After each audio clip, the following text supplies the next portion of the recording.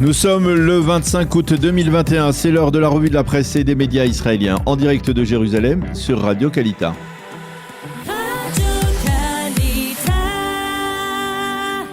Nous retrouvons Daniel Haïk à Jérusalem et nous commençons ce matin, Daniel, cette revue de la presse par les données inquiétantes de l'épidémie, des données qui s'emballent en Israël. Oui, il en a 10 000 nouveaux malades quotidiens. C'est le chiffre effrayant qui s'inscrit ce matin en manchette du Yediot Aharonot et ce, précise le grand quotidien, à une semaine à peine de la rentrée des classes 5782 en Israël. Autre information importante, la vaste opération de tests sérologiques chez les plus jeunes a été arrêtée. On ne sait pas encore comment le plan de l'éducation nationale, validé il y a 2 jours à peine par le cabinet restreint, va pouvoir être mis en application. C'est le balagan, c'est la pagaille, reconnaît le Yediot Aharonot qui nous fournit ce matin en évidence une déclaration du Rav Chaim Kanievski, le leader spirituel du monde orthodoxe. Il faut suspendre les enseignants qui refusent de se faire vacciner, a dit le rabbin.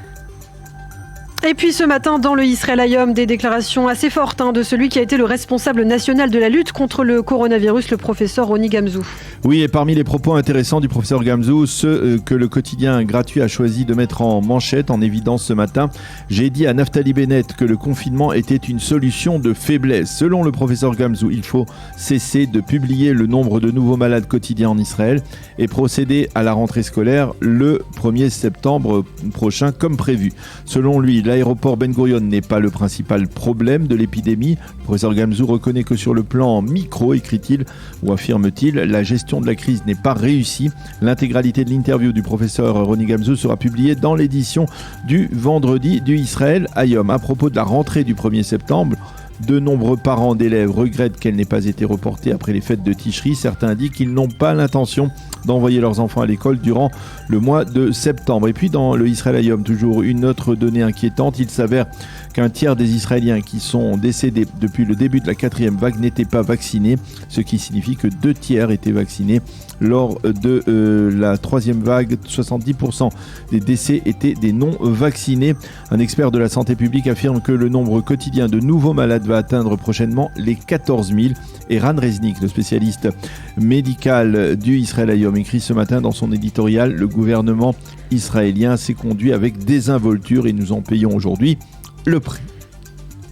Et puis tous les quotidiens israéliens se préparent à la rencontre au sommet de demain entre le Premier ministre Naftali Bennett et le président américain Joe Biden. Oui, et tous les journaux ainsi que les sites d'information et les journaux télévisés d'hier soir indiquent qu'au cœur de cette visite importante, le dossier iranien, mais aussi la situation dans le sud du pays, en particulier alors que l'on s'attend à de nouvelles manifestations orchestrées par le Hamas le long de la barrière de sécurité entre Israël et la bande de Gaza. Et justement à propos de Gaza, le Maariv cite ce matin en évidence Léa Goldin qui a déclaré hier Bennett doit déclarer à Joe Biden qu'il n'y aura pas de cessez-le-feu à Gaza tant que le Hamas n'aurait pas restitué les dépouilles mortelles de son fils Hadar et du soldat Oron Shaul et ne libérera pas également les 2 civils israéliens qu'il détient. Et puis, sur un ton plus décontracté, les quotidiens soulignent que le Premier ministre s'est envolé seul vers Washington sans son épouse Gilad qui est restée à la maison.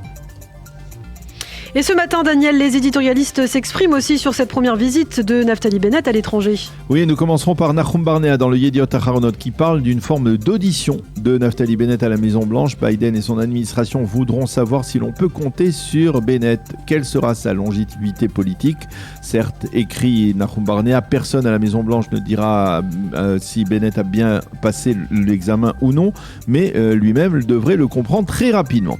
Pour Yair Ettinger dans le Israël Hayom, la rencontre de demain va permettre de vérifier si Naftali Bennett reste ferme sur ses positions traditionnelles, celles d'un leader de la droite nationaliste, ou bien s'il a modifié sensiblement son approche depuis son arrivée au fauteuil de Premier ministre. Quant au professeur Avraham Ben-Zvi, expert dans les relations israélo-américaines, il estime que l'administration Biden tiendra compte de la fragilité de l'actuelle coalition gouvernementale en Israël et évitera de mettre Bennett dans une position inconfortable. Selon le professeur Ben-Zvi, Bennett va adopter une position bien moins combative que celle de son prédécesseur dans le dossier iranien, dans l'espoir d'obtenir de Biden des garanties sur plus de coopération et de concertation dans ce dossier, en particulier si envers et contre tout les Américains devaient décider de conclure un nouvel accord avec Téhéran. Dans le reste de l'actualité, le Haaretz, lui, nous informe d'un étonnant développement diplomatique en Afrique du Nord. Oui, Lana, l'Algérie a annoncé la rupture de ses relations diplomatiques avec le Maroc. Bien sûr, il existe un ancien conflit territorial entre Rabat et Alger sur le dossier du Sahara occidental, mais le Haaretz souligne que le catalyseur de la décision annoncée hier par le chef de la diplomatie algérienne a été la décision du Maroc de normaliser ses relations avec l'État d'Israël. Et en particulier, une déclaration du ministre israélien des Affaires étrangères Yair Lapid qui avait exprimé lors de son séjour à Rabat il y a 2 semaines ses craintes d'assister à un rapprochement entre les Algériens et les Iraniens. C'est en tout cas ce qu'a affirmé hier le chef de la diplomatie iranienne, Ramadan Lamrama. J'espère que j'ai prononcé son nom comme il le fallait.